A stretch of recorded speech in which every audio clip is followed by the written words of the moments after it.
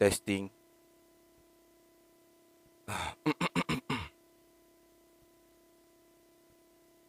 Allahumma salli.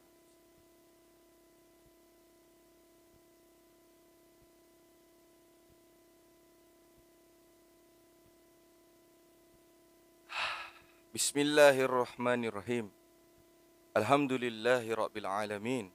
Wassalatu wassalamu ala asyrafil anbiya'i wal mursalin wa ala alihi wa sahbihi ajma'in. Assalamualaikum warahmatullahi wabarakatuh. Macam nak bagi ceramah pula.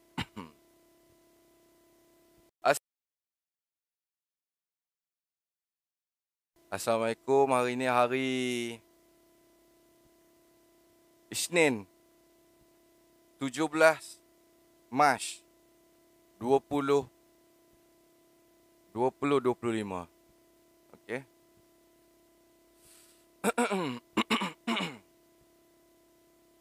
Okey, hari ni kita sambunglah sikit sebanyak kisah-kisah kemelayuan di mana kisah-kisah ni dah lama wujud dekat tanah kita ni, cuma kita ni tak ambil tahu. Kita tak ambil tahu, ataupun tak ada orang bagi tahu, ataupun kita tak tahu. Okey. Tajuk kita yang saya tulis di depan tu adalah kembali ke Kesultanan Melaka. Patut kena tambah sikit tu. Kesultanan Melayu Melaka. Baru ngam. Di mana saya sedang live di TikTok. Pusat servis kereta automat. Tak ada kena-mengena langsung. Live dekat ni. Ilmu-ilmu kebengkelan. Saya pun sebenarnya saya tertanya-tanya juga kan. Apa? Orang kata apa tiba-tiba duk cerita benda kemelayuan ni apa semua kan. Dia bukan pasal cerita tau. Dia pasal mencari. Dia pasal kita duduk mencari. Pasal apa duduk mencari dah Melayu apa semua ni. Jadi saya nampaklah susunan Tuhan letakkan kepada saya tu daripada saya study sampai saya belajar benda ni. Satu-satu saya belajar benda ni. Saya tak tahu apa guna skill-skill yang saya dapat waktu saya bekerja ni. Rupa-rupanya ilmu-ilmu yang saya bekerja sebelum ni, saya kerja kilang lah. Saya buat benda-benda, orang kata penelitian tau. Saya buat kerja-kerja yang melibatkan teknikal dan perlu memikir dengan satu benda perkara tu dengan mendalam. Saya tak tahu, saya minat benda-benda tu kan. Akhirnya, tak akhir kot. Akhirnya, saya dibawa ke satu fasa di mana saya jadi marah. Saya jadi marah dengan Malaysia ni. Saya jadi sakit hati dengan Malaysia ni. Saya cakap, apa ni? Orang Melayu kita ni awak jadi bisu habis. Takut habis. Takut habis. Sampai nak sebut Melayu pun takut. Ingat tak saya pernah buat live tu, saya cakap, orang sampai malu nak pakai songkok. Pakai songkok, pi pasar malam, malu. Pakai songkok, pi shopping mall, malu. Yang tu yang menyebabkan saya sakit hati tau. Saya cakap, apa ni? Kita macam buang budaya ni. Macam tu. Kita makin lama makin buang budaya. Kita makin lama makin takut dengan apa benda yang kita ada ni.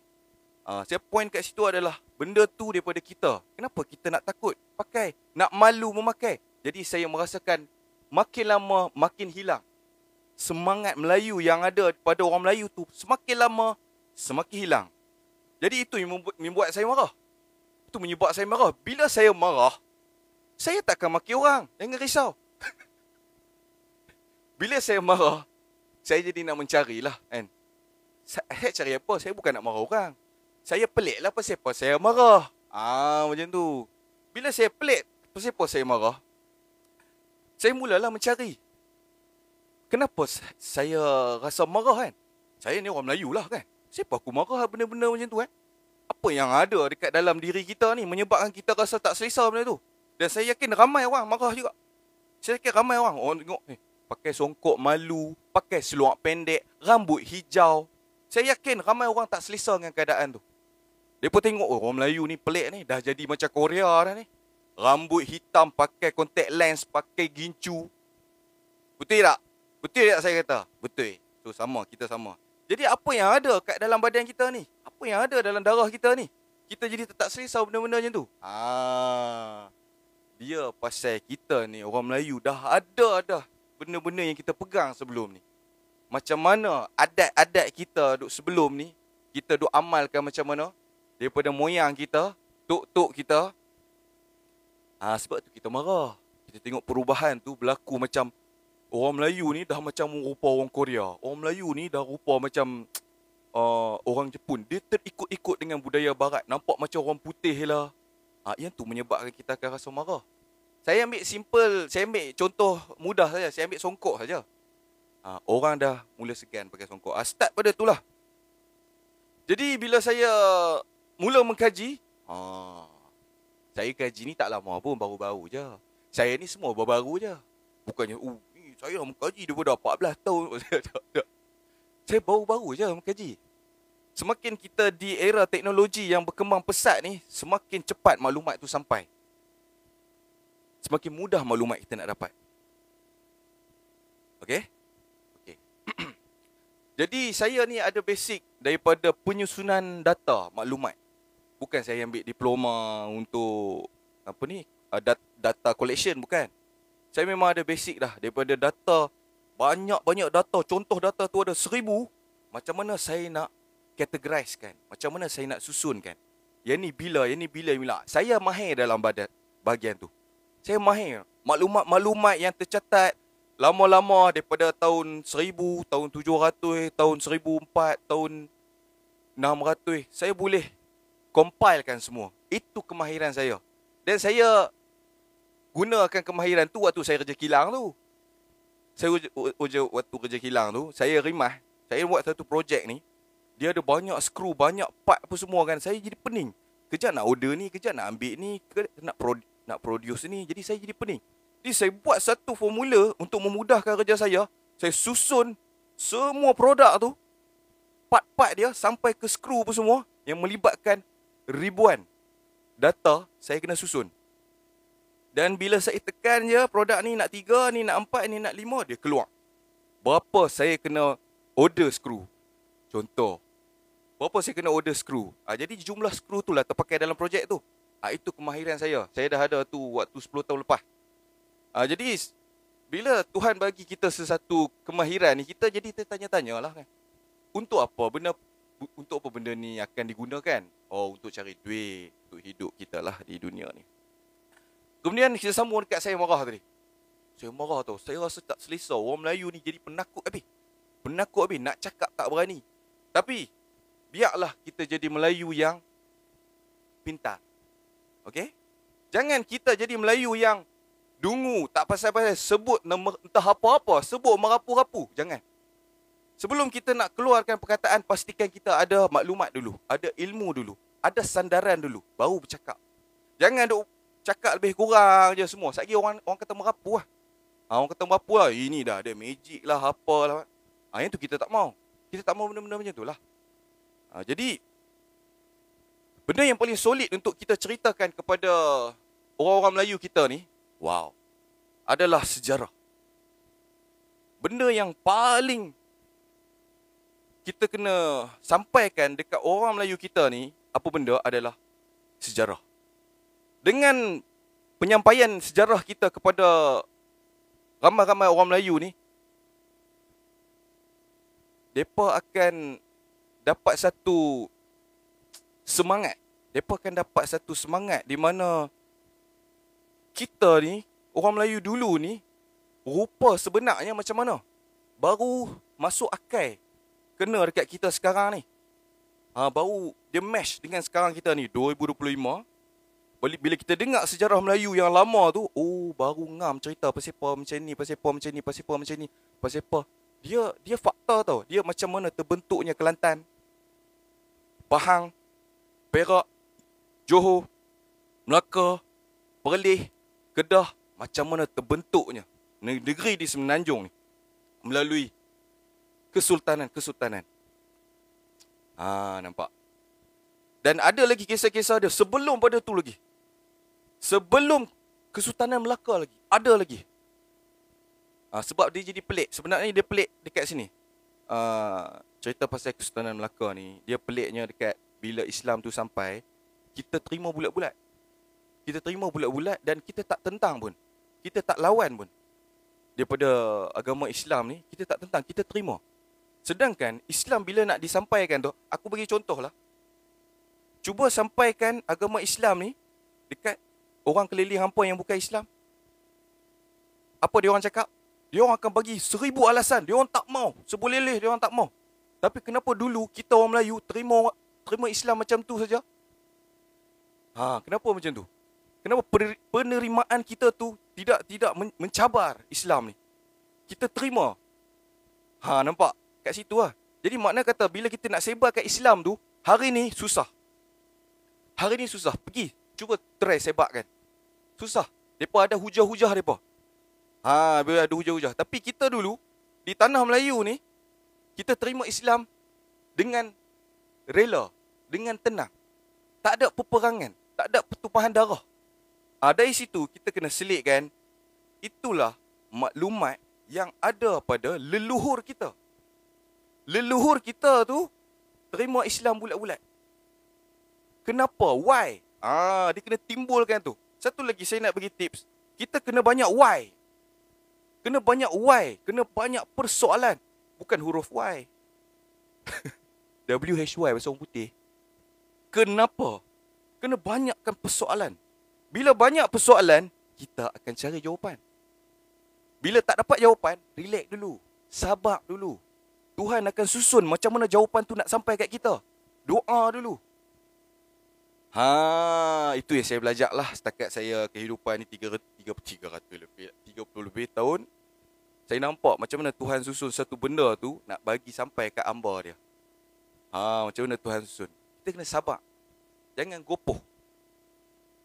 Dengan kegopohan tak dapat menyelesaikan masalah. Okey. Itu Jadi mula-mula kita kena kenal dulu ciri-ciri Melayu ni.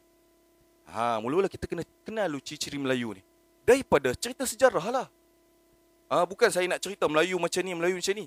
Dia kena ada sandaran dia. Kenapa saya cakap Melayu macam ni? Dia ada fakta dia. Salah satu fakta adalah Islam sampai di tanah Melayu, Melayu terima bulat-bulat, tak ada peperangan. Itu sifat kita, ciri kita. Sedangkan yang kita faham, senang ke nak menyampaikan agama yang sudah ada agama? Senang ke? Susah kot. Siapa kita terima? Nampak? Dekat situ ada lagi satu. Islam, adakah Islam tu dia sampai bawa tangan kosong? Tidak. Islam dia datang dengan sistem. Dia bawa sistem penulisan, tulisan Jawi, rekod-rekod, undang-undang laut, undang-undang jenayah. Makna kata, di dalam sistem Islam tu, dah complete set. Boleh diambil untuk dijadikan pentadbiran. Itu pasal orang Melayu kita ambil. Itu pasal orang Melayu kita ambil Islam ni dengan sebulat-bulat. Sebab dia nampak Islam ni bukan kosong. Orang Melayu nampak Islam ni mai kat tanah Melayu. Dia nampak Islam ni bukan mai orang kata apa, mai semata-mata nak suruh peluk agama Islam saja. Bukan. Dia datang dengan satu sistem. Bukan sekadar sistem. Dia datang dengan akidah lagi. Di dalaman penjiwaan. Disebabkan Islam ada unsur-unsur ni, Melayu ambil. Melayu tak tunggu, dia ambil. Dia grab agama Islam ni. Sebab dia nampak macam-macam ada dalam agama Islam ni. Makna kata, kita ni leluhur kita bijak. Leluhur kita ni smart. Macam tu kira dia. Betul ke apa yang hang cerita ni? Membongak ni. Hang pergi type sekarang, pergi cari sekarang. Pergi cari sendiri. Saya dalam kajian saya ni banyaklah. Di mana saya cerita tadi, saya dah susun segala maklumat-maklumat yang ada mengikut fasa-fasa dan tahun-tahun dan abad-abad. Susun sampai di hujung. Mulanya adalah di Melaka, Kesultanan Melaka. Mulanya adalah di Kesultanan Melaka. Di mana Islam baru sampai dan kita takbir menggunakan sistem Islam. 1400 tahun. 1400 tahun. Sekarang 2025 kan. Hebat kan? Menarik kan? Menarik tak? Menarik lah. Mula-mula kita nak cari Islam tu sampai bila? Cukupkah kita nak cari Islam tu sampai bila? kita kena sinkronisekan dengan Islam dan sifat-sifat kita. Sebelum Islam sampai, kita dah ada kehebatan tu. Kerendahan hati tu kita dah ada. Jadi bila Islam sampai, dia synchronize. Macam samalah Islam ni dengan jiwa kita. Kita ambil lah. Sampai kita buang tulisan kita. Kita ada tulisan rencong tau. Orang Melayu ni ada tulisan sendiri. Tulisan rencong. Dan kalau ikut sejarah sebelum-sebelum lagi, kita ada banyak lagi tulisan. Tulisan macam tulisan Tamil pun ada. Tulisan, adalah sebutan-sebutan dia. Kawi, Palava, banyak lagi. Tapi yang dekat adalah tulisan rencong. Tulisan rencong tu kita ketepikan, kita ambil tulisan Jawi. Sebab kita nampak, orang Melayu nampak dalam tulisan Jawi tu lebih dekat dengan kita. Dan ada saya dengar ceramah tu, dia kata bila Jawi sampai di tanah kita, kita siap tambah huruf Jawi. Huruf apa? Saya tak ingat, nya ke? Nya ke ca ke? Ada kan? Itu daripada kita tu. Kita Melayu upgrade. Islam sampai, kita upgrade Jawi tu. Hebat tak hebat? Nampak? Jadi orang Melayu, tu dia. Jadi saya nak beritahu ni, orang Melayu jangan rasa bodoh sangat. Jangan rasa dungu sangat. Leluhur kita tu dah hebat. Jadi bawa lah leluhur tu dengan hebat.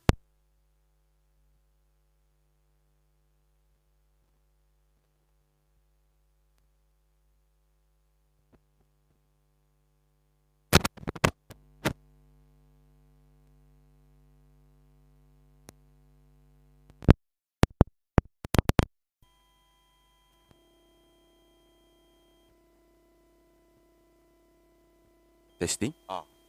Sampai terpadam saya punya sound card tau. Sound card takut. Sound card sistem ni pun takut saya cakap macam tu. Saya cakap ni bukan saya nak cakap, orang kata apa, cakap kosong tau. Saya cakap ni melalui dalaman saya. Saya cakap dengan nilai jiwa saya, dengan pengetahuan saya setakat ni. Orang kata semangat. Jangan kita down sangat. Habis semua nak down. Kita kalau kata ikut kepada kita punya di Malaysia ni, kan, orang Melayu ni seperti direndah-rendahkan. Kita rasa nilai-nilai kita tu hilang, kan? Dengan gejala pentadbiran kita ada rasuah lah apa semua. Kita rasa macam ni, teruk lah Melayu kita ni, teruk lah. Teruk. Jadi kita kena berbalik kepada asas kita. Makna kita dah melalui tempoh yang lama ni, daripada 1400 sampai 2025, lebih kurang 600 tahun. Dalam tempoh 600 tahun tu, macam-macam boleh berlaku. Dan macam-macam pun dah berlaku dah pun. Macam-macam pun dah berlaku pun. Dalam tempoh Kesultanan Melaka pun dah berlaku dah. Orang mula dengki, iri hati. Nampak? Bila kita ada sesuatu yang lebih, orang akan dengki, wajib. Bila lebih, orang akan dengki, iri hati. Biasa. Melayu adalah satu bangsa yang bangsa lain akan iri kepada dia. Normal. Melayu adalah satu bangsa yang orang akan dengki kepada mereka. Normal. Sebab mereka lebih. Orang Melayu ni lebih. Sebab tu dia akan didengki, dibenci, diiri hati. Itu kita punya leluhur kita. Jadi kita kena berjalan dalam keadaan tidak membangga-banggakan diri. Kita kena pegang asas-asas Islam kita. Islam suruh apa? Kena ikut. Kalau kita langgar Islam, kalau kita orang Melayu langgar Islam, jangan pelik. Kenapa jadi bercelaru? Sebab asasnya ada di situ. Suatu Kesultanan Melaka tu, okey, saya cerita pendek sikit . Kesultanan Melaka ni ditubuhkan 1400 tahun. Sekarang 2025 kan. 1400 tahun. Bila ditubuhkan pada tu, Islam tak sampai lagi. Islam dah sampai di Tanah Melayu, di Aceh dah sampai. Cuma para mesuara tak peluk Islam lagi. Jadi waktu tu sampailah ada orang kata apa, dibukalah kita punya pelabuhan kat situ.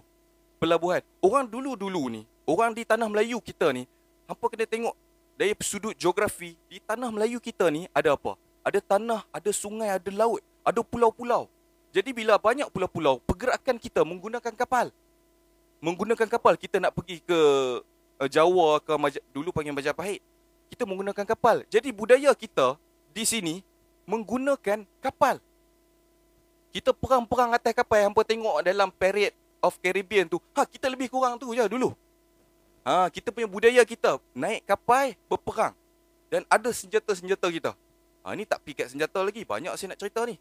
Saya dapat banyak sangat ni. Maklumat saya dapat banyak sangat tentang kemelayuan ni. Dan saya akan buat penceritaan saya dalam live. Siapa nak dengar, dengarlah. Dan saya akan petik-petik potongan-potongan ni. Saya akan post di TikTok saya lagi satu. Okey, kat mana tadi? Okey. Jadi para muswara ni dia tak masuk Islam lagi. Di waktu tu dah ada kapal belum? Dah ada kapal. Bila kata dah ada kapal, dah ada transport, laluan di laut. Bila ada laluan di laut, rupa-rupanya kita kena set up satu, orang kata apa, macam persinggahan, pelabuhan untuk kapal-kapal berhenti. Dia macam kita buka pusat pelabuhan. Orang berhenti berniaga kat situ, berdagang, hantar barang daripada China, daripada India, daripada Arab, bawa main kat sini, kumpul banyak, bawa masuk ke dalam negeri, pergi jual. Lepas tu hasil kita pula pergi letak di Melaka tu, pergi hantar pergi tempat lain pula. Macam tu. Makna kata budaya perdagangan ni dah ada dah di tanah Melayu sebelum 1400 tahun lagi. Jadi kita yang sekarang ni macam mana kita nak selitkan para muswara ni dengan kedatangan Islam. Aceh dah ada dah. Aceh dah peluk Islam lama dah. Tahun 800 lagi. Kita 1400 jauh. Padahal lintas ni ya. Lintas Selat Melaka ya. Dah sampai Aceh dah pun. Lintas Selat Melaka sampai Aceh tau. Sampai Sumatera tau. Tapi Islam sampai kat kita lewat sikit. Tapi kalau nak dikirakan Aceh, Aceh lebih dekat dengan Kedah lah. Cuma laut dia tu besar. Laut dia besar. Sini Kedah, sini Aceh. Laut dia tu besar. Jadi Kedah dapat dulu. Kesultanan Kedah start dulu. Bila sebut kesultanan, automatik Islam. Senang faham Bila saya sebut kesultanan, automatik Islam. Maksudnya sultan dah peluk Islam. Dulu amalan dia macam ni. Kita ada sistem beraja. Kita dah ada dah. Di kawasan-kawasan ni dah ada raja. Maksudnya ada penguasa. Ada kerajaan. Di tanah Kedah tu dah ada raja. Pendakwah mai tunjuk dekat kira dakwah kepada raja. Raja peluk, rakyat peluk. Simple. Kita dulu macam tu. Rakyat peluk, raja peluk, rakyat peluk. Takkan nak beritahu kat rakyat, peluk-peluk Islam dah ramai, suruh raja masuk. Macam korang ajak Diri korang ajak macam tu. Yang tak korang ajak adalah pergi sampaikan elok-elok kepada raja. Raja, ni tanah jajahan hang ni, aku nak sampaikan satu agama ni. Ni agama Islam. Muhammad dah terbit di sana. Kemudian kami buat sistem ni, penulisan ni, tulisan Jawi, ni Quran, ni pentadbiran dia macam ni, urusan kita macam ni. Ada hukum hakam dia, undang-undang macam ni. Wow! Bila raja tengok, wow! Bagus dia macam tu. Dia macam sistem promoting. Oh wow, macam tu So, tanpa segan silu raja ambil. Bagus ni. Nampak tak asas kemelayuan kita? Kita tengok yang bagus kita ambil. Dia mesti kena hang sampaikan dulu. Hang cerita dulu. Hang nak jual produk ni, hang cerita dulu barang hang ni bagus macam mana. Bagus bang. Kalau abang beli barang ni bang, abang ni bau dia, minyak wangi. Bau dia tak hilang 3 hari. Tak hilang. Betul ya? Berapa ringgit? RM30. Bawa main sebotol. Dia lebih kurang macam tu lah. Tapi asas kita adalah sistem raja tu. Raja peluk Islam. Rakyat semua peluk Islam. Sebab rakyat di bawah kerajaan. Betul? Okey, Kedah dapat dulu 1200. Kedah dah dapat Islam dah. 1200. Melaka lewat sikit. 1400. Lewat sikit. Dan Melaka siapa yang bawa pendawa-pendawa? Samudera Pasai. Dia di dalam kawasan Aceh juga. Dalam kawasan Aceh, kerajaan Samudera Pasai, mereka dah Islam awal dah kan. Bawa lah, memandangkan para muswara dah buka dia punya pelabuhan. Jadi kita bawa lah kita punya ulama'-ulama' ni sampailah dekat dia. Dan para muswara ni bukan calon-calon orang. Dia bukan orang yang saja-saja duduk pergi berjalan, pergi singgah di Melaka tu, pergi minum ayak kelebang lebih kurang. Bukan. Dia darah keturunan dia tu, keturunan satu kerajaan yang kuat juga di Palembang. Dan dia lari ke situ. Mereka ada peperangan. Saya duk pening antara dia ni sebenarnya Sriwijaya atau dia berlawan dengan Sriwijaya, atau dia ni daripada orang kata apa, bawah daripada Sriwijaya. Lebih kurang macam tu. Ada lagi. Kalau pergi dekat Palembang, Sriwijaya, dia pergi kat Minangkabau sekejap lagi. Menarik cerita dia. Tapi yang tu tak penting lagi kita nak bawa ke depan. Kita bawa yang Islam sampai dulu. Bawa Islam sampai dulu. Okey. Para mesuara. Jadi, bila dah ada pelabuhan, siapa yang selalu lalu dekat jalan ni? Bukan kata para mesuara buka pelabuhan di Melaka tu saja-saja, bukan. Banyak kapal-kapal yang lalu kat situ. Kita kena belajar geografi baru kita faham. Di Selat Melaka tu, yang Melaka sekarang ni, kan ada laut kan. Depa kalau nak pergi China naik kapal, depa wajib lalu situ. Daripada dulu lagi. Arab wajib lalu situ nak pergi China. China wajib lalu situ nak pergi Arab. Dia macam satu jalan macam ni tau. Dia macam ni daripada China, dia turun kat sini Tanah Melayu, dia turun naik balik, baru pergi Pelepah. Makna kata wajib lalu di Tanah Melayu. Wajib. Makna kata sistem transportation menggunakan kapal dah jalan lama dah. Lepas tu saya cek bila Sungai Batu start. Sungai Batu ni di Kedah lah. Kedah ni, dia ada satu lembah bujang nama dia. Dia produce besi. Dia pelebok besi. Pelebok besi, dia buat tembikar lah apa sekian kan. Tapi kita fokus dekat besi tadi. Dia ada sejarah, orang kata apa, kita panggil apa? Pusat peleburan besi. Seawal abad keempat, tahun lebih kurang 300 lebih. Tahun 300 lebih, Kedah dah aktif buat besi. Okey. Kita jangan ambil jauh lagi. Ada yang kata sebelum Masihi lagi. Tak apa, relax dulu. Kita ambil yang dalam Masihi dulu. 300 lebih, lebok besi. Nabi main lagi. Nabi tak ada lagi. Nabi Muhammad tak wujud lagi. Tapi Kedah dah ada sistem lebok besi. Makna kata dekat sini dah ada perdagangan dengan Kedah. Sebelum Melaka, Kedah. Di Tanah Melayu ni, sebelum Melaka, dia orang perdagangan kat mana? Kat Kedah. Di lebok besi tu. Jadi di Kedah ni akan banyak orang India mai, orang Cina mai. Dia orang berhenti kapal kat situ, berdagang kat situ. Kedah ni adalah wajah Melaka sebenarnya. Cuma Melaka tu dia moden sikit. Sebab Melaka ni dia ada sultan dia sendiri, dia ada raja dia sendiri. Kedah tu pun raja juga. Yang ni area Melaka ni pun raja juga, para mesuara tadi. Kenapa para mesuara, orang tanya kan? Kita dulu memang ada selit-selit macam budaya daripada Hindu Buddha. Memang ada, jangan tolak benda tu. Jangan tolak. Kita ni ada selit-selit daripada budaya Hindu Buddha. Dulu memang ada. Tapi tempat-tempat semayang ada tak? Tak ada. Tempat-tempat semayang kita Hindu Buddha maksudnya timbulkan kuil-kuil, tak ada. Sorry, kita tak ada. Budaya kita ada. Seperti nama, tulisan. Jadi di Melaka tu, di Melaka ada satu je candi. Candi ni kira macam dalam untuk orang kata apa? Tempat semayang orang Hindu lah. Orang Hindu Buddha lah. Boleh jadi bila pedagang-pedagang sampai, mereka pergi semayang di situ. Mereka minta lah dengan raja nak buat ni kan. Tapi raja tu pun memang sebelum ni, dia agama dia memang Hindu. Hindu Buddha. Selepas Islam sampai tu peluk. Mana kata boleh jadi agama kita sebelum ni Hindu Buddha, cuma kita tak ada kuil-kuil. Kita tak ada sembahan-sembahan. Yang tu panjang lagi hujah tu, relax. Itu simpan dulu. Kita nak tengok para mesuara ni dulu. Tengok para mesuara ni dulu. Jangan lari. Kita lari kita pening. Okey. Bila kita nak cakap Islam sampai, siapa yang bawa? Ulama-ulama akan bawa. Bukan pendekar. Ulama-ulama Islam akan bawa ke ke pelabuhan-pelabuhan ni. Akan bawa ke para mesuara. Para mesuara ni pula bila peluk Islam, dikatakan 14 lebih kurang 14 tahun pelabuhan buka. 14 tu dia peluk Islam. Yang jadi menariknya dekat sini, pada 1405 atau 06 ada satu ekspedisi maritim. Ekspedisi daripada China, nama dia Cheng Ho. Dengar nama dia Cheng Ho. Cheng Ho ni Laksmana laut daripada tanah Cina. Tanah Cina, dan dia beragama Islam.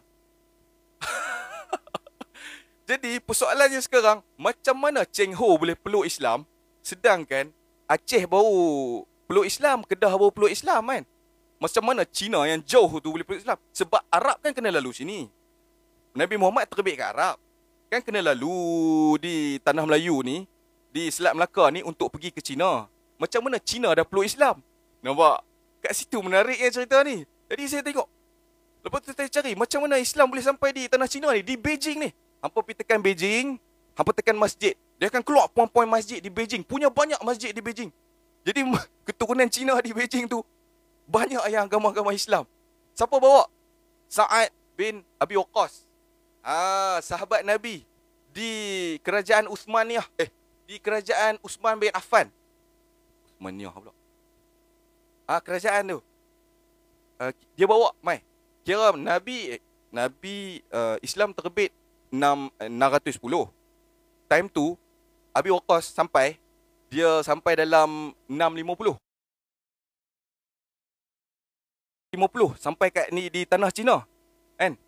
Yang bagusnya Sa'ad bin Abi Waqqas ni bukan je sampaikan dia sebabkan Islam di Cina tu, di Beijing tu. Dia siap buat masjid lagi kat situ. Dia siap buat masjid automatik, dah terbukti. Tu saya nampak tak Islam dia bijak tak? Orang Islam ni. Orang Islam ni dia bijak. Dia nak lekatkan sesuatu bukti, nak bagi anak cucu tahu, buat masjid tu weh. Sa'ad bin Abi Waqqas ni buat masjid tu weh. Di Cina tu. Sampai sekarang ada masjid tu. Hampa pergi tengok. Siapa duit banyak pergi lah Cina, pergi singgah Beijing, pergi singgah masjid-masjid tu. Ramai dah pergi rupanya. Aku je tak pergi lagi. Tapi kita lebihkan kepada sejarah ni. Okey, siap. Okey. Jadi tak pelik lah Cheng Ho dia beragama Islam. Cheng Ho lah, semua Cheng Ho tu beragama Islam. Tapi mereka campur lah. Dia Maharaja Cina apa semua tu, mereka ada campur lah. Bukanlah kata semua Islam. Memanglah Islam disampaikan tu kan. Cek-cek balik rupanya ada yang Islam, ada yang campur-campur lagi. Dia orang mix kat sana. Tapi Islam kuat di Beijing dia kuat. Okay. Jadi tak pelik Cheng Ho mai lalu. Cheng Ho nak pergi Arab. Cheng Ho dia ada ekspedisi maritim. Dia nak pergi ke pelabuhan-pelabuhan. Dia nak berdagang. Dia nak buat hubungan diplomatik. Dia pergi ke Majapahit. Dia pergi ke Melaka. Dia pergi ke Kedah. Dia pergi ke Aceh. Dia pergi ke Goa, India. Dia pergi ke Parsi. Sampai ke Afrika dia pergi. Ekspedisi dia tu memakan masa lebih kurang 30 tahun. Lebih kurang 30 tahun. Ekspedisi naik kapal dia. Tahun lebih kurang 1400 macam tu lah. Okey. Nak buktikan ekspedisi dia tu wujud. Tapi Cheng Ho ni, dia bukan sekali jalan. Dia banyak kali dia jalan kat situ. Dapat rekod 7 kali dia lintah. Di Selat Melaka tu, 7 kali dia lintah. Adalah dia punya kerja tu kan. Kerja dia diplomatik ke, perdagangan ke dengan tu. Orang Cina ni kan suka berdagang. Dia suka berniaga. Dan dia orang lebih sistematik. Nanti saya cerita. Di China lebih maju daripada di tanah Melayu. Dari segi barang-barang. Dia orang ni pun jenis pemikir juga. Orang Cina ni, leluhur mereka jenis pemikir juga. Pemikir yang cipta-cipta. Dan ada satu teknologi di China ni, orang Europe curi. Yang ni yang sakit hati dengar ni. Ada yang orang Cina cipta satu benda yang orang Europe curi dan gunakan sistem tu untuk ketenteraan, untuk menjajah. Itu kita nantilah. Orang Cina relax. Sebab tu orang Cina ni memang terror-terror. Kita duk kawan dengan Cina dah kan. Di Malaysia ni kita duk kawan dah dengan Cina. Kita tahulah. Pemikiran dia orang pun boleh tahan juga. Smart juga, terror juga, cekap juga. Tu cakap apa yang sinkronis kita dengan orang Cina ni. Orang Cina ni pun kira bangsa yang hebat-hebat juga. Okey, relax. Tolak dulu. Kita cerita para mesuara ni tak habis lagi. Tu saya cakap cerita ni panjang. Kat mana tadi? Okey. Apa bukti Cheng Ho lalu dekat Selat Melaka ni? Dia Maharaja Cina ada bagi satu loceng besar. Nama dia Cakra Dunia. Di Aceh. Aceh pamer cantik. Hampa taik sekarang Cakra Dunia ada. Dia letak elok. Besar loceng tu. Nak habak kata berhubungan diplomatik dengan Aceh. Cina hubungan diplomatik dengan Aceh. Aceh ni kira area tanah Melayu dah ni. Dan boleh jadi para mesuara pun ada kat situ. Dan waktu tu para mesuara dah beragama Islam. Jadi duk nampak macam Aceh lah yang duk dakwah. Para mesuara Aceh sendiri lah yang pergi duk dakwah. Duk pergi menyampai. Kalau kata hang ambil sistem Islam ni, kita boleh buat macam ni, boleh upgrade macam ni. Jadi para mesuara kata bagusnya. Dia nampak keindahan Islam tu. Dia kata bagusnya. Jadi dia ambil masa lebih kurang berapa lama tak tahu. Dia grab Islam tu. Bila dia peluk Islam, semua Islam. Dia punya askar ke apa semua kan. Semua rakyat-rakyat semua peluk Islam. Raja dah masuk Islam. Semua masuk Islam. Mulalah diterbitkan masjid-masjid, madrasah-madrasah untuk menyampaikan ilmu Islam kepada seluruh rakyat. Dia macam tu pergerakan dia. Dia macam tu. Okey. Okey ya. 14. Para musyawarah dah peluk Islam, dia tukar nama jadi Sultan Iskandar Shah ke? Ya, jangan risau, saya ada ni. Melakau. Mana melakau? Saya susun cantik ni dalam ni.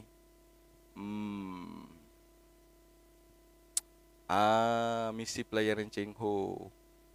Sultan Iskandar Shah. Dia tukar nama. Jadi dengarlah nama tu macam Islam sikit kan?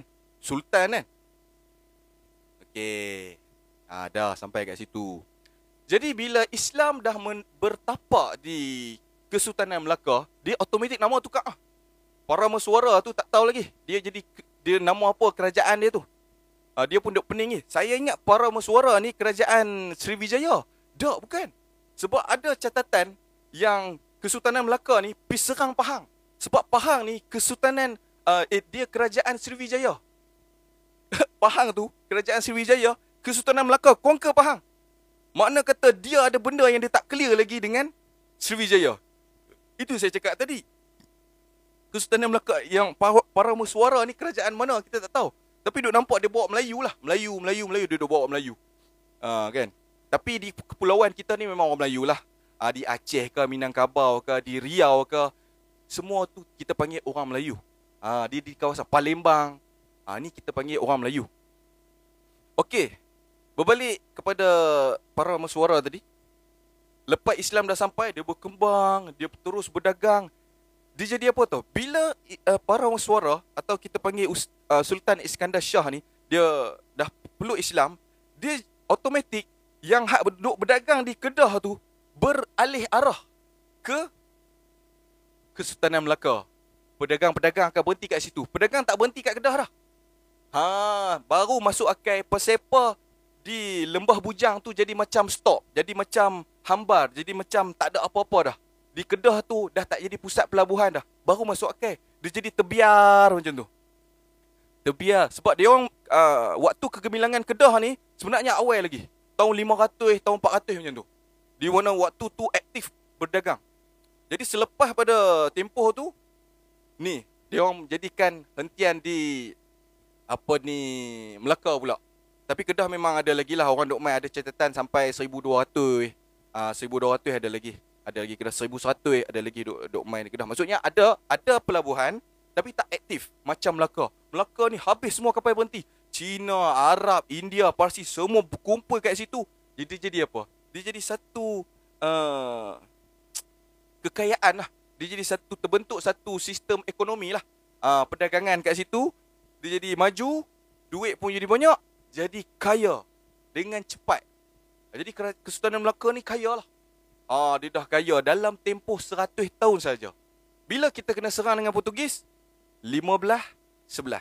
Ingat para mesuara peluk Islam 14-14. Bila kena serang 15-11. Para mesuara dah meninggal. Lepas pada tu tak silap saya 28 ke. Nanti saya cek balik lah. Dia dah meninggal. Dan saya duk cari catatan Hang Tuah. Catatan Hang Tuah memang zaman ni lah. Sultan Mansur Shah, Sultan Muzaffar Shah. Di zaman tu lah Hang Tuah. Sebab ada catatan yang duk cerita dia pi pujuk zaman-zaman Sultan ni, dia orang nak lengkap lagi, perhebatkan dia orang punya hubungan. Dia banyak perkahwinan.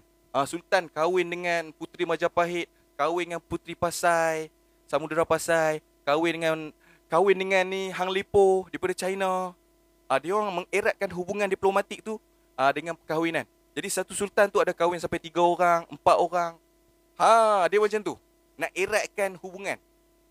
Tapi saya duk cari juga, pasal apa Cina tak serang balik Portugis? Portugis main serang di Melaka hari tu 15-11. Nampak? Bagus tak persoalan? Bagus lah. Bila ada persoalan, ada jawapan. Bila ada jawapan, kita kena pergi cari lah. Jadi saya cek balik. Rupa-rupanya waktu tu pun Cina tengah takut. Cina ni Mongol duk perang dah. Mongol duk amaran duk serang dah. Mongol. Mongol ke? Mongol. Mongol. Duk serang. Jadi dia tak dapat nak support Melaka ni sebab dia pun tengah takut. Tentera dia susun dekat tembok Cina. Tentera duk susun dekat tembok Cina tu sebab tentera Mongol duk nampak macam dah masuk wilayah tu. Jadi dia tengah takut. Dia tak boleh lah nak sibuk kita kena serang dengan Portugis ni. Baru masuk akal. Tu saya pelik. Pasal apa Cina main mula-mula di tanah Melayu apa semua bagi cakra dunia, kan bukti tu. Cakra dunia kat Aceh apa semua, dia lalu sini buat hubungan diplomatik, tiba-tiba bila kita kena serang dia tak main tolong. Itu jadi pelik. Rupa-rupanya dia pun ada orang kacau dah. Cina pun dah start orang kacau dah time tu. Jadi dia tak dapat nak tolong. Jadi watak Cina ni baik ke tak baik? Baik jugalah watak Cina ni. Kita dah hubungan diplomatik tahun 600 tahun sebelum lagi. Kita dah ada hubungan dah dengan mereka. Sebelum-sebelum tu lagi. Nampak? Okey, settle kat situ. Okey, saya cerita balik yang Cina tadi. Cina ni, kehebatan mereka. Mereka bila Islam sampai kat mereka 650. Saat bin Abu Waqqas sampaikan Islam di Cina. Di area Beijing sana. Masjid dia pun ada. Saya respect betul dengan sahabat Nabi tu. Betul-betul respect lah. Dia tinggalkan satu bukti yang sangat berat, sangat solid. Kan? Masjid siapa punya? Orang Islam lah. Orang Islam macam mana Islam sampai situ? Dia akan cari siapa yang bawa. Jadi sejarah tu jadi macam melekat kat situ. Dan sampai sekarang masjid tu masih beroperasi. Hebat ini yang membuat saya pergi Beijing kumpul duit pergi Beijing. Kau ada sponsor saya. Okey. Di kurun ke-9, lebih kurang 800 tahun macam tu, Cina ni dia ada cipta sesuatu. Cina ni, saya cakap Cina, kehebatan Cina ni. Cina ni di kurun ke-9 dia ada buat sesuatu. Dia ada cipta sistem peledak. Kurun ke-9 tahun 800. Tahun 800 bila? Zaman Aceh dapat Islam. Tahun tu memang dah ada lah kejuruteraan Islam. Islam ni kan bukan sampai kosong, dia sampai dengan sistem. Automatik orang Cina ni jadi pemikir habis. Jadi anggota pemikir. Orang Cina jadi anggota pemikir, kaji segala kaji bintang, kaji perubatan, kaji alat-alat, kaji bahan-bahan. Dia jadi macam tu. Dia jadi sibuk memikir bila Islam sampai. Islam memang bawa benda macam tu. Dia bawa benda untuk kita berfikir. Bila kita berfikir, kita dapat sesuatu, kita dapat cipta sesuatu. Itu kehebatan Islam tau. Okey. Jadi Cina ni dia cipta satu peledak. Cina adalah negara pertama yang cipta sistem meriam. Pasal apa saya sibukkan pasal meriam ni? Sebab Kesultanan Melayu Melaka diserang dengan meriam. Dengan kuat sekali. Kita ada meriam tak? Kita kena serang 1511 kan? Kita ada meriam, tapi meriam kita tembak tak kuat. Tapi meriam Portugis tembak kuat. Sampai kita punya kapal perang tak boleh makan mereka makan kita. Jadi siapa yang cipta meriam? Itu saya cari cipta meriam tu. Rupanya Cina yang cipta meriam. Cina dah cipta meriam, tembak-tembak kira macam tu sajalah kan. Tak upgrade lah lagi. Bila Mongol sampai di Cina, yang kata Cina tengah takut ni, Cina tak dapat nak tolong di tanah Melayu tu kan. Pasal depa duk takut yang Mongol ni mai lagi. Depa ada sebelum tu Mongol dah mai curi dah 1200. 1200 tu Mongol curi sistem Cina ni, sistem meriam, bawa pergi ke Eropah sana. Itu pasal Portugis pandai buat meriam. Portugis, Belanda, British, dia orang pandai buat meriam. Dia orang upgrade ilmu yang ada kat Cina tu jadi lagi power lagi. Depa ni kosong je, apa pun tak ada. Depa main mencuri itulah, depa mencuri. Tapi Mongol kira penjajah yang hebat lah. Saya tak dapat dinafikan. Mongol ada penjajah yang sangat hebat. Dia orang tak lawan laut pun. Dia orang lawan darat je. Dia orang lawan darat habis. Dan teknik dia orang berperang adalah teknik mengepung. Bila kepung, askar kena berpecah. Bila askar kena pecah, kuasa jadi lemah. Dia jadi macam pecah perintah juga. Cara Mongol berperang. Nampak? Bila dia kepung, kan bila kepung kan, kita mana boleh bagi musuh duduk belakang. Jadi teknik Mongol ni, dia perang, dia selalu boleh menang dengan mengepung. Sama juga kita duk kalah dengan Mongol ni pasal dia teknik mengepung lah. Okey. Jadi, banyaklah jajahan dia. Saya tengok Mongol dia hebat lah. Jadi dia curi ni, entah macam mana boleh sampai di Eropah sana, di Portugis, di Belanda, di tanah Eropah lah. Mereka upgrade sistem meriam tadi daripada Cina tadi. Upgrade. Terciptalah meriam yang boleh tembak Kesultanan Melaka hari tu. yang boleh tembak gua India hari tu. Dia orang guna meriam tu lah. Jadi bila orang dengar bunyi meriam tu, orang takut lah, bunyi kuat sangat. Ni, luntur dia punya darah ni. Dengar bunyi meriam tu, meletup macam tu, pom. Kena dinding Melaka tu, pom, pecah runtuh. Layu habis semua. Jadi macam meremang bulu rumah lah time tu. Jadi, kenapa saya kaji meriam ni? Sebab, kenapa bila Belanda sampai, Portugis takut? Kenapa Belanda sampai, Portugis takut? Okey, kalau kita fight, Allah, bila kita fight, meriam kita dengan Portugis kita kalah. Kita kalah berapa? Meriam dia boleh tembak 2 km maksimum. Meriam kita boleh tembak 800 meter saja maksimum tanah Melayu Okey, Belanda sampai lebih kurang dalam 1700 macam tu. Belanda dia boleh tembak 5 km. Belanda dia boleh tembak 4 km macam tu. Belanda maksimum. Jadi Belanda kalau fight kapal dengan Portugis, Belanda boleh menang. Meriam dia tembak lagi jauh. Kan saya kata kalau kata kita perang kapal ni, kita bersusun kapal, tembakkan siapa paling jauh tu dia akan menang dulu, dia dapat makan dulu. Bagi dekat je. Belanda. Dan Belanda ni sistem meriam depa sama kuat dengan British. Itu pasal dia British tak berani nak lawan dengan Belanda ni. Dia lebih pada bersekongkol. Dia orang memang musuh pun. Tapi memang ekspedisi menjajah mereka tu, mereka jadi berebut tanah. Last senang-senang dia bagi tanah Melayu ni dapat kat British. Belanda dapat dekat dapat di area-area Indonesia sana. Time tu pecah wilayah tu. Padahal Belanda dah conquer dah di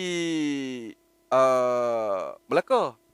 Belanda dah conquer Melaka dah. Pasal apa Belanda boleh conquer Melaka? Belanda kuat. Dan time Belanda conquer Melaka tu, dia minta dia satu team up dengan Johor. Johor ni daripada Kesultanan Melaka juga. Awal-awal Johor tu daripada darah sultan juga. Jadi depa fight back tau. Depa lawan balik. Kita kena minta bantuan lah. Kita nak lawan sendiri macam mana? Depa tembak kuat. Kan dah kata dah kita kalah kan. Jadi bijaklah Sultan minta tolong Belanda untuk kita fight dengan Portugis ni. Tapi Belanda nampak benda ni macam peluang keemasan lah.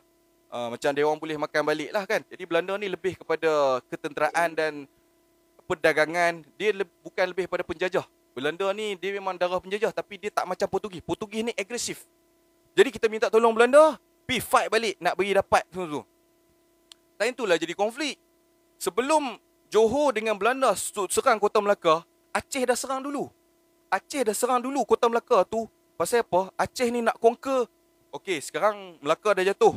Jadi siapa pewaris Melaka? Kita lah orang Aceh. Kita kerajaan Islam. Mana boleh kita biar macam tu? Jom kita pergi serang. Aceh pergi serang. Dapat bantuan daripada Turki, Uthmaniyah. Aceh ni memang ketenteraan dia banyak support daripada Uthmaniyah. Kapal, meriam. Saya tak check lagi kapal Uthmaniyah ni dia boleh tembak apa jauh. Ada sistem-sistem yang depa teknologi Aceh ni Uthmaniyah yang buat. Meriam-meriam semua depa set up, pergi serang di Portugis. Tak dapat makan. 3-4 kali pergi serang Kota Melaka tu tak dapat makan. Makna kata Portugis dia benteng dia solid kuat. Ya dia ambil alih kan Melaka kan, Kuanjang kan. Melaka tu benteng dah kuat dah. Dia masuk, dia tambah dengan sistem dia, jadi solid lah. Jadi tak dapat makan. Tapi Uthmaniyah turun tak? Uthmaniyah tak turun. Dia bagi ketenteraan saja. Dia pun macam Cina tadi. Dia pun ada orang nak serang dia dah. Uthmaniyah. Cina pun orang nak serang dia dah. Jadi Cina tak dapat tolong, Uthmaniyah tak dapat tolong. Dapat dari segi kelengkapan saja. Jadi nak serang ni. Nak serang Kota Melaka. Dalam 1500 lebih tu, 520 ke macam tu. Serang-serang Aceh tak dapat. Jadi Johor duk tengok macam ni, macam mana kan. Jadi kita kena minta ketenteraan yang ada fight dengan mereka ni. Bijaklah. Nampak macam mana orang Melayu berfikir. Orang Melayu berfikir, kalau dia level dia kuat tahap ni, yang nak makan dia adalah, yang boleh makan dia adalah macam dia juga. Okey, Belanda. Jadi pergi deal dengan Belanda, bawa mereka serang ni Kota Melaka. Tapi kat situlah kita jadi macam, Allah Akbar. Ni kalau kita conquer Melaka ni, betul ke dapat kat aku balik kan? Tentu Belanda yang nak. Memang sungguh, Belanda nak Melaka tu. Dah serang-serang conquer, kalah. Dengan sekali, awal tu susah sangat. Susah juga. Masa Belanda conquer dengan Johor, nak conquer Melaka balik, Susah juga nak tembus depa punya ni. Akhirnya tekniknya dia orang buat sistem kepungan. Kepungan makanan, kapal tak boleh lalu selama beberapa tahun kot. Ke berapa bulan saya tak ingat. 6 bulan kot macam tu. Jadi bila dah sampai kita kepung 6 bulan makanan semua tak masuk, kita masuk attack. Time tu dia pun lemah lah. Bijak. Teknik peperangan orang Melayu di combo dengan Belanda. Dapat ambil alih Melaka. Belanda nak duduk situ. Nampak tak? Tukar shift. Tukar shift. Jadi leceh lah sebab kita dah minta tolong dia. Benda tu pun dah dapat. Dia nak. Dia nak jadikan sistem perdagangan. Tapi sebenarnya Belanda tak mau pun benda tu jadi poin perdagangan. Dia dah dapat Jakarta dah. Jadi Jakarta jadi pusat perdagangan pula lepas pada Melaka tu. Berakhirlah era perdagangan di tanah Melayu. Semua dah pergi ke Jakarta. Semua kapal-kapal ke apa semua berhenti kat Jakarta. Arab ke apa semua berhenti kat Jakarta. Awal tu saja. Masa Portugis pegang tu je. Portugis pegang 100 tahun juga tak silap aku. Portugis pegang lama juga weh. Lama juga Portugis pegang. Melaka tu lawan dia awal dapat ke depan sikit. Jadi Portugis ni dah bolot dah. Lebih kurang banyak juga.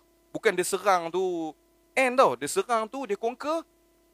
Perdagangan masih berlangsung kat situ. Jadi dia dapat lagi kekayaan daripada sumber dia conquer Melaka tu. Itu yang tak boleh biar lama-lama kan. Lepas 100 tahun kot lebih kurang. Okay, itu cerita dia lah. Saya bagi rambang sajalah. Saya nak cerita detail sekejap lagi. Dia nak macam nak kena buka buku. Okay. Jadi Belanda dah sampai. Dia yang tu yang ada perjanjian Belanda Inggeris tu. Nampak. Time tu perjanjian Belanda Inggeris. Di mana swap. Dia orang buat swap. Aku ada wilayah ni. Hang ada wilayah area sini. Dan ni kita swap. Hang bagi aku bagi hang ni. Swap. Terjadilah, terbentuklah wilayah British daripada atas sampai ke bawah. Wilayah dia. Jadi kita ni bawah jajahan British. Dia macam tu. Jadi ini dah sampai cerita depan dah. Di British, Belanda ni dah sampai depan dah. Yang saya nak tekankan adalah di belakang tadi. Siapa kita tadi? Saya nak sampaikan. Kita itulah yang saya nak cerita tadi tu. Allahu Akbar. Pukul berapa dah? 8.30. Aduh. Cerita ni dia tak boleh panjang-panjang. Paling-paling pun boleh 1 jam je. Kan? Semua tu dah terkeluar sekali kan. Bila dia dah terkeluar habis tu, dia dah bisu lah. Dia tak reti nak cakap apa dah. Itu penyampaian maklumat. Semangat sedang ada, maklumat sedang ada, disalurkan. Dia keluar. Dia pergi masuk ke situ. Habislah dekat situ. Jadi seterusnya kita akan cerita pasal waktu Kesultanan Melaka tu kan. Siapa yang menjadi tentera waktu Kesultanan Melaka tu? Siapa tentera kita? Nanti saya cerita. Saya ambil ni sikit lah. Saya selit sikit lah. Waktu di Kesultanan Melaka tu kita ada tentera betul. Tentera ni terdiri daripada orang-orang kita. Orang Minangkabau.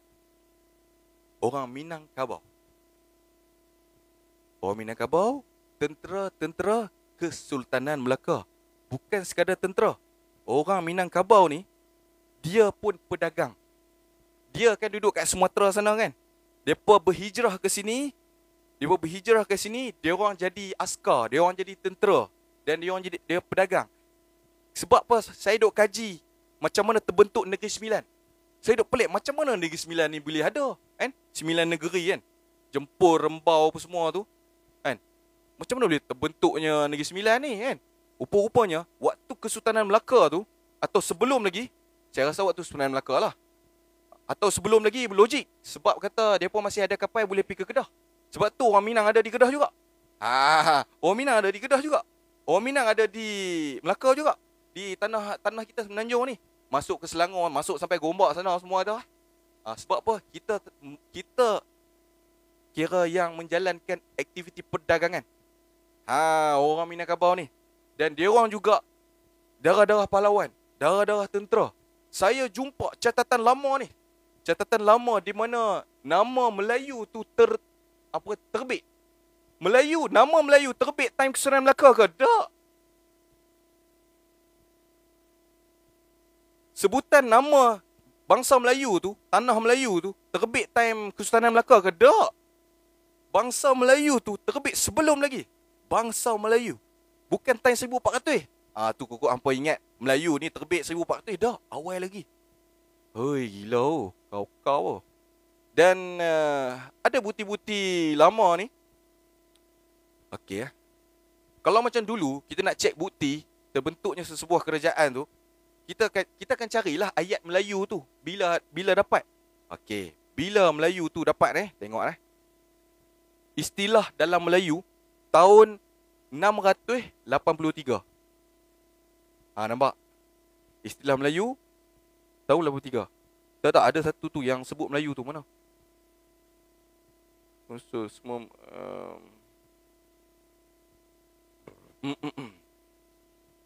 istilah Melayu tidak sebut teori pun tak. Oh ni kot.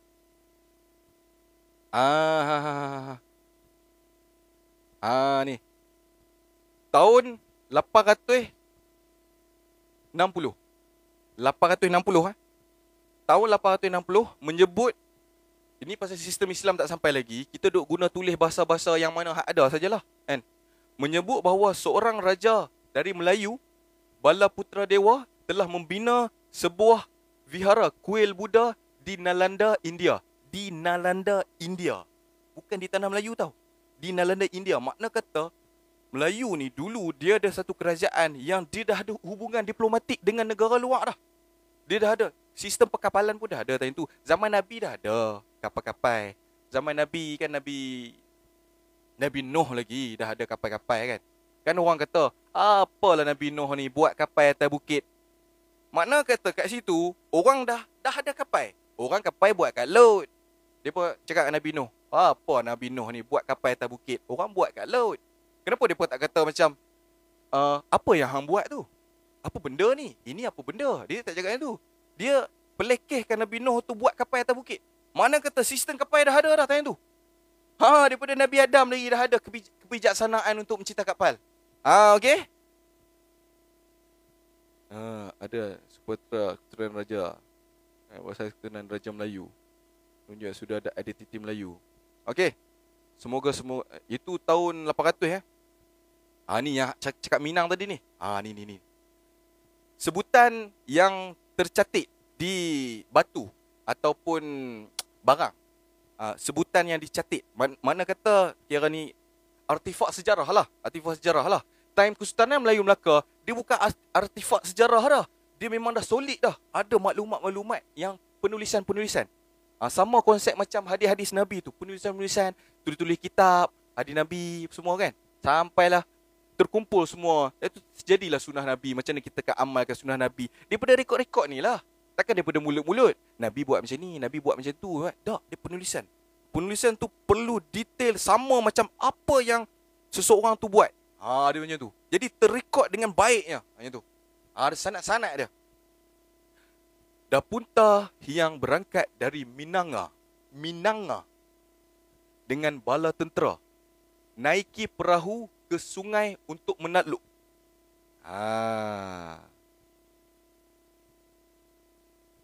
Kisahnya adalah menyebut tentang seorang raja bernama Dapunta Hyang Jayanasa yang berangkat dari Minanga dengan 20,000 tentera berperang menaluki banyak kawasan. Jadi asasnya adalah Minangkabau adalah memang susur galurnya tentera, pahlawan, pendekar, jenis perang punya, main senjata punya.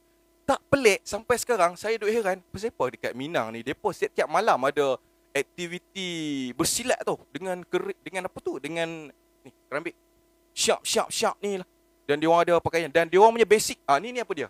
Bila kita tengok kerambik ni, kita nampak apa? Kerambik ni asas dia adalah cakar harimau. Kuku harimau. Dia dibentukkan macam ni, menjadikan dia senjata. Dan silat-silat harimau terbitnya daripada Minangkabau. Nampak? Silat-silat harimau terbit Minangkabau. Siapa? Dia orang punya geografi kat sana berbukit-bukit. Jadi waktu Belanda nak mai perang dengan Minangkabau ni pun susah juga. Dia pun nak makan. Sebab time tu ada peperangan padri lah kan. Kaum adat fight dengan kaum apa ni? Kaum apa? Kaum agama. Kaum agama depa duk kata ni adat pepatih ni salah apa semua kan. Jadi jadi satu cetus satu perbalahan. So jadi nak berperang. Saya tak tahu berapa ramai yang mati. Tapi kaum adat ni minta tolong dengan Belanda. Nampak sama. Kaum adat minta tolong Belanda. Kita pergi tumpahkan kaum agama ni pasal duk keras sangat. Tak tahu berapa yang matilah kan. Kemudian menang. Kaum adat menang. Kongkol dengan Belanda. Akhirnya Belanda conquer. Sama. Akhirnya Belanda conquer. Sama juga di Kota Melaka tu. Akhirnya Belanda conquer. Sama. Jadi mereka kuat. Berapa orang kuat nak tunduk dengan orang yang lemah. Mesti mereka kata, kalau hang tak puas hati dengan kami, hang fight dengan kami pula kan. Kalau hang nak conquer tempat ni, hang fight dengan kami pula dia kan jadi macam tu lah. Jadi kita adalah cebisan-cebisan kisah peristiwa tu yang menyebabkan kita hidup di dalam dilema. Kita nak selamatkan tanah kita ni dalam keadaan kita tak cukup kekuatan. Tapi apa yang perlu disampaikan kat sini adalah kita punya sifat-sifat kita biarlah berlangsung sampai kita mati. Asas-asas macam mana kita punya leluhur kita, sifat-sifat kita. Kita ni perlu kita ingat lah kan, asas-asas kita tu, leluhur kita. Jadi terbentuklah apa ni, orang bila dah banyak sangat perdagangan berlaku dengan orang Minang apa semua ni, banyaklah penduduk. Orang Minang ni dia suka duduk berkelompok. Itu fakta tu. Orang Minang ni dia suka duduk dalam kelompok. Dia duduk sekali. Itu pasal terbit yang Negeri Sembilan tu. Duduk sekali ramai-ramai kat situ. Ni. Dah. Saya duduk heran tu. Macam mana mereka boleh main duduk sini suka-suka? Boleh ke macam tu? Boleh ke macam tu? Rupa-rupanya mereka ni ada jasa dengan Kesultanan Melaka. Mereka ada perkembangan ekonomi. Dia beri sistem ekonomi di Tanah Melayu ni. Jangan main-main. Dan dia orang dia ada ahli ketenteraan. Jawa pun sama juga. Jawa semua juga. Tapi Jawa jauh sikit. Jawa dengan Minang mana dekat? Minang lagi dekat. Jadi dia orang lagi banyak sumbangan di Tanah Melayu ni. Paling banyak sumbangan. Jadi terbitlah di Negeri Sembilan semua. Mereka bawa raja daripada Raja Melewah, daripada apa ni, Pagaruyung semua untuk set up. Padahal perang Padri itu depan lagi. Perang Padri itu 1800. Mereka set up Raja Melewah 1700. Mana tu dah cakap dah awal dah. Orang Minang ni mai di Tanah Melayu. Jadi satu pembentukan apa ni, dia orang punya sumbangan-sumbangan mereka. Pembentukan kekuatan di Tanah Melayu ni. Ketenteraan. Lepas tu jangan main orang Minang ni. Orang Minang berani. Main. Darah leluhur mereka tu. Mempertahankan adat. Lepas tu bila lepas perang Padri tu dah berdamai dah. Jadi apa tu? Dia orang yang adat pepatih tu kan, yang kata turut pada dia pasal apa? Dia pasal adat. Bila adat ni depa dah ada cara hidup sendiri. Depa punya cara hidup tu, cara susun adat pepatih tu bercanggah dengan hukum syarak. Bila bercanggah hukum syarak, jadi gaduh lah. Time tu orang kata apa? Jadi apa yang dia orang nak set up lagi? Jadi dia disusun semula. Adat pepatih tu disusun semula. Okey, kalau kata harta tu memang daripada harta pusaka, jadi milik perempuan. Tapi kalau harta tu harta yang melibatkan harta bersama, tak boleh, kena ikut apa ni? Apa tu? Apa kita kalau kita ni? Alah, aku lupa pula. Kalau kita mati, nanti harta tu kena faraid. Faraid. Ikut hukum faraid. Faraid juga. Tapi kalau harta tu harta pusaka, memang perempuan punya. Di upgrade lah. Macam tu lah cerita dia sikit sebanyak. Berapa dah? 8.50, Alhamdulillah. Larat dah ni. Jadi penyampaian saya ni adalah demi untuk memastikan orang-orang Melayu kita ni kenal bangsa dia. Demi memastikan orang Melayu kita ni tahu asal usul kita. Kalau kita tahu asal usul kita, barulah kita dapat semangat tu. Jangan duk cerita Power Rangers kat sini. Saya minta maaf sangat. Cerita Power Ranger ni macam ni kan. Jatuh semua. Bum. Jatuh semua. Memang ada ilmu-ilmu hikmah tu, memang ada. Itu sewaktu peperangan. Tapi persoalan ni kita menang ke tak? Kita menang, kita kalah. Kita kalah. Ni saya cakap pasal Melaka. Melaka dah kalah tu. Kat dalam ni saki-baki je. Kita perang saudara tu, berebut apa tahta tu. Itu normal. Tak ada apa pun. Tak ada yang mati ramai pun. Kita perang saudara di dalam tanah ni. Sebab kita ada batas je. Kita ada batas. Kita masih ada kesayangan tau. Kita bersama orang-orang kita yang sedarahan kita. Kita masih ambil berat dengan orang kita. Jadi kenalilah bangsa Melayu. Gitu. Jadi bila orang Cina dengan orang India mai, waktu British lah. Orang Cina waktu British dia ambil lah daripada Fujian. Fujian tu dia ambil ramai juga. Yang ni ada 2 gelombang. British bawa mai. Daripada Fujian dia ambil 2 gelombang. Mereka ni keturunan dia orang banyak keturunan Han. Betul? Hokkien lah apa semua kan. Banyak lah dia ambil situ. Yang India saya tak tengok lagi. Yang saya tengok di Telugu, Tamil Nadu. Tamil Nadu. Dan nak diceritakan sebelum ni pun memang dah ada orang Cina di tanah Melayu. Sebelum British dah ada orang Cina, dah ada orang India. Memang kita ni beramah mesra dengan orang bangsa luar. Orang Melayu ni dia beramah mesra dengan Arab, dengan orang Cina, orang India, dengan orang Jawa. Orang mana daripada serata dunia.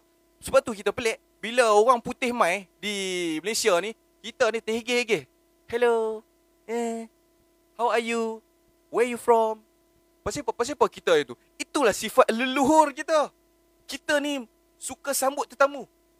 Kita leluhur Melayu ni kalau fikir dia macam lawak pada. Kita suka sambut, meraihkan tetamu. Kita leluhur kita begitu. Sebab tu kita ngam dengan orang India, ngam dengan orang Cina. Disebabkan tu kata apa, terbentuklah kita orang Melayu. Kita ni orang cakap apa, senang buat kawan. Tapi jangan lupa, dia kalau senang buat kawan, kita kadang-kadang kita tak tahu bila kawan kita tu boleh makan kita. Kena hati-hatilah kan? Macam cerita Kesultanan Melayu Melaka tu lah kan. Akhirnya kita kalah. Kita bukan kalah dengan orang Cina, kita bukan kalah dengan orang India, kita kalah dengan orang Portugal, CR7, Cristiano Ronaldo. Kita kalah dengan dia apa? Kalah peperangan. Kalau Portugis tak main, kita okey. Kita berkembang elok ya kan. Okey, itu sikit sebanyak sejarah kita kena ambil tahu Itu Negeri Sembilan. Cukuplah saya cerita Negeri Sembilan. Ada lagi terbentuk Kelantan. Sebelum kerajaan Kesultanan Melaka conquer Kelantan, ada kerajaan tak di Kelantan? Ada. Apa lagi di Perak. Perak ni kesultanan dia orang memang darah-darah sultan. Perak sampai sekarang saya dah tengok susu galur dia memang daripada sultan. Macam di Johor, sultan Johor ni kira banyaklah depa berdepan dengan konflik. Kita tak boleh pandang sebelah mata dengan Johor ni. Banyak dia orang berlaku konflik kat sana dan kita tak boleh sewenang-wenangnya kita orang kata apa predict depa ni assume perangai dia orang macam ni tak boleh. Apa yang berlaku kat Johor sekarang? Adakah Johor sedang menyusahkan rakyat-rakyat di Johor? Tak. Depa sedang jaga rakyat Johor. Sultan, keturunan yang ada di Johor, daripada susu galur, sultan turun. Sultan mangkat di Julang, turun pergi bendahara. Bendahara turun pergi dekat Temenggung. Pergi dekat Temenggung.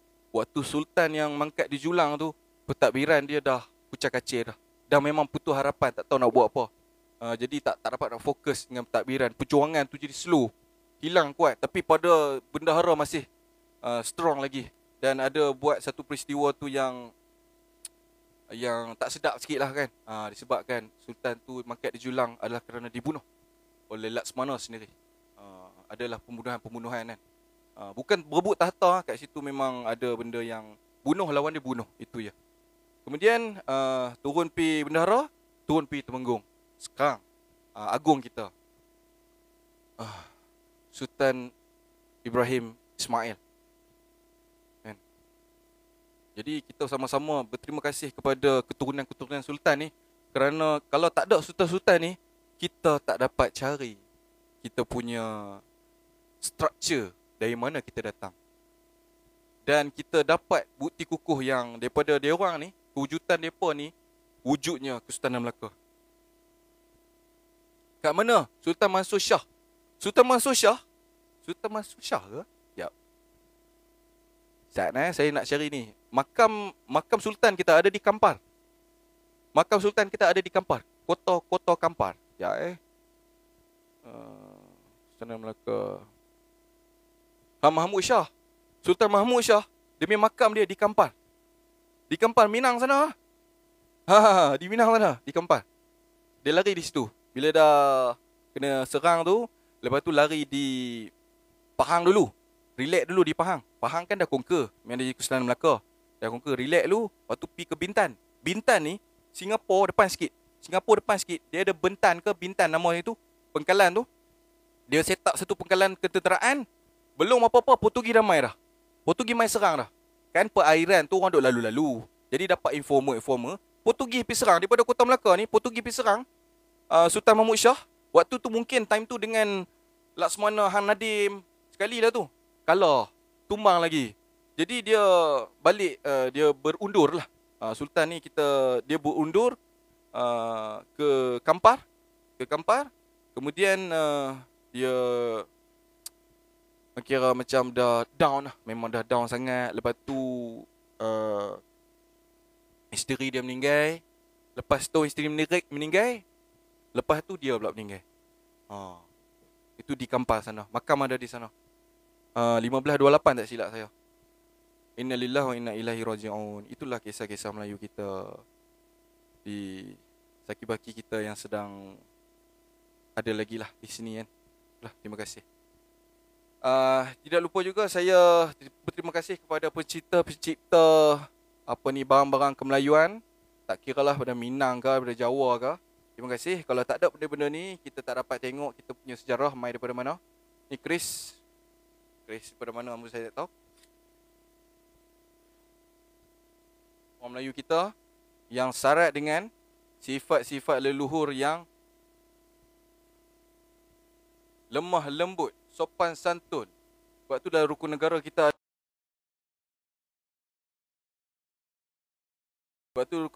ada kesopanan dan kesusilaan. Kesopanan dan kesusilaan tu asasnya asas kemelayuan. Kamu nak tahu. Dan perlu diamalkan semua bangsa. India kena amalkan kesopanan kesusilaan. Cina kena amalkan kesopanan kesusilaan. Apa benda tu kesopanan kesusilaan? Daripada sifat, percakapan kita, ayat-ayat kita. Jangan duk main lebih kurangnya. Tembak. Duk kata bangsa Melayu ni. Melayu duk kata kat bangsa ni. Bergaduh. Macam sekarang ni. Dunia politik sekarang ni. Cacat dah ni. Yang ni tak ada kesopanan dan kesusilaan. Politik Malaysia ni tak ada kesopanan dan kesusilaan. Sebab tu kita disusun balik. Ditekan-tekan balik. Susun bahasa. Bagi cantik sikit. Nak fight betul-betul. Jangan korang ajak. Nampak macam tak ada ilmu. Nampak macam bukan bangsa susu galuh bahasa Melayu. Bahasa Melayu bukan macam tu. Kesopanan dan kesusilaan. Dia cakap lembut-lembut saja. Keras ada cara dia. Dia bukan main maki lebih kurang. Siapa yang cakap main maki lebih kurang tu, dia tu hilang dah kesopanan kesusilaan. Dia hilang semangat-semangat asas kemelayuan. Okey? Pakaian, tutup, cantik, elok. Jangan duk tayang lebih kurang macam ni. Macam cerita Piramli tu. Cerita Piramli tu contoh pakaian yang tak sopan. Dia itu dah masuk British dah tu. Pakaian yang tak sopan cerita Piramli. Pakai skirt semua. Bukan. Melayu bukan macam tu. Saya takut hampa tertipu dengan cerita Piramli. Bukan. Melayu bukan macam cerita Piramli. Piramli cuma bawa budaya tu tunjuk untuk jadikan pentas lakonan pun semua. Bagi nampak. Kalau tidak orang tak mau tengok. Takkan dia nak main dengan orang pakai tudung. Orang tak mau tengok. Tak. Kalau dia buat cerita orang pakai tudung, orang tak mau tengok lah. Kan? Aduh. Jadi dia buat cerita tu Melayuan. Tapi bukan. Basic Melayuan bukan dalam cerita Piramli. Dalam cerita Melayu lama. Cerita pendekar-pendekar. Macam tu. Pendekar-pendekar macam tu ada lah. Terselit kan. Hampa tengok yang orang lelaki lah. Yang perempuan kadang-kadang memang nak cantik-cantik. Biasalah tu. Tak pakai tudung semua kan. Okey, itu saja sikit banyak perkongsian saya. Saya nak tidur. Pukul 9. 9.30 hari kedai buka. Bagi saya rehat dulu. Otak saya dah letih. Itu je sikit banyak perkongsian. Terima kasih kepada semua yang mendengar. Setakat ni saya tak tahu nak sambung dengan cerita apa. Banyak sangat cerita dalam ni. Tak apalah, kita cubalah apa yang cerita yang boleh disebut. Sekian, terima kasih. Wabillahi taufiq wal hidayah. Assalamualaikum warahmatullahi wabarakatuh.